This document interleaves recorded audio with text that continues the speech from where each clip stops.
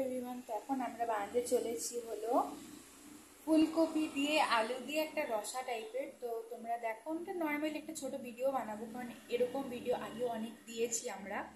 তো এটা একটা ছোট রকম ভিডিও থাকবে। তো এটার মধ্যে আমরা দেবো হলো হালকা কয়েকটা ডালের বড়ি।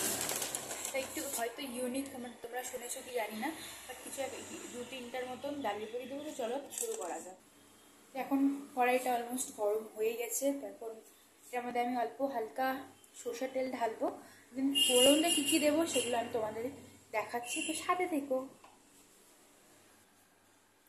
এখানে আমি এখন সরষের তেল দিয়ে রাইস ব্র্যানই আমরা মোস্টলি খাই, তো এখানে রাইস ব্র্যান আছে, তো তোমরা চাইলে সরষের তেলও দিতে পারো। তো এখন ভালো করে তেলটাকে গরম করে নিতে হবে।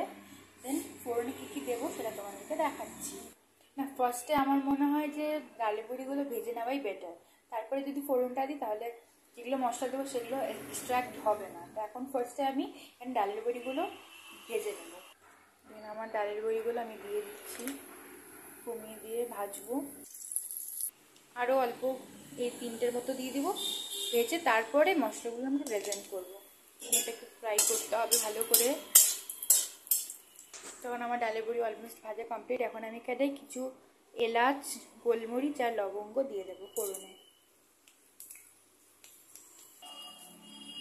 অল্প জিরে সোমবার দিয়ে দেবো, একটা শুকনো লঙ্কা।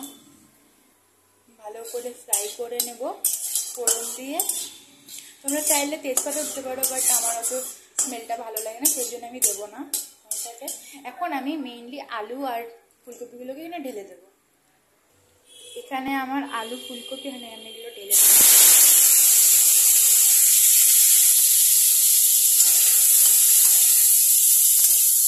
ভালো করে ভেজে নেব।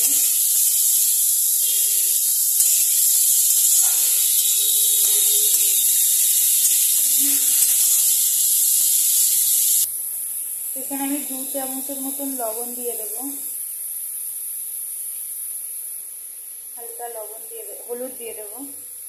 দেন এটাকে এখন ভালো করে নাড়াচাড়া করে নিতে হবে হাই ফ্লেমে। তোমরা চাইলে লো ফ্লেমে করতে পারো, বাট আমি হাই ফ্লেমে করবো, কারণ আমার রান্না আসতে খুব লেট হয়ে গেছে। চলো দেখতে থাকো। এরপরে আমি টেস্টের জন্য মশলাগুলো অ্যাড করবো। তোমরা পারলে নোট করে নিও, তাহলে টেস্টটা সেম আসবে। এটা অলমোস্ট ফ্রাই হচ্ছে। এখন আমি এখানে দিয়ে দিব অল্প জিরে, আদা, কাঁচা লঙ্কা পেস্ট। এটা এখন ভালো করে আমরা মিক্স করে নেব ফুলকপি আর আলুর সঙ্গে।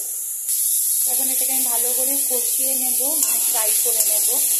এটার মধ্যে হালকা করে আমি জল ঢেলে দেবো, আর তারপরে ডালের গুঁড়ো দেবো যাতে না গলে যায়।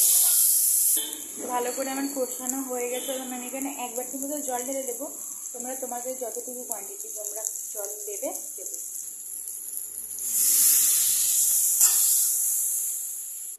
এটা বয়েল হচ্ছে, কেন আমি 3টের মতো কাঁচা লঙ্কা এখানে ঢেলে দেবো।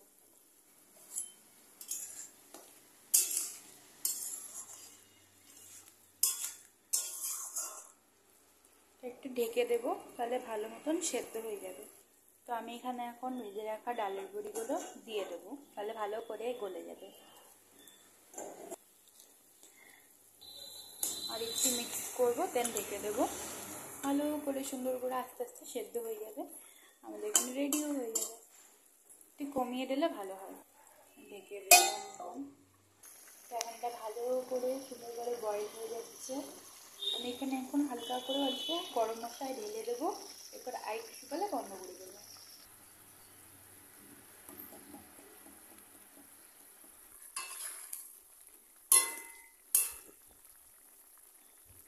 আর অল্প সেন্টের জন্য অল্প ঘি ঢেলে দেবো।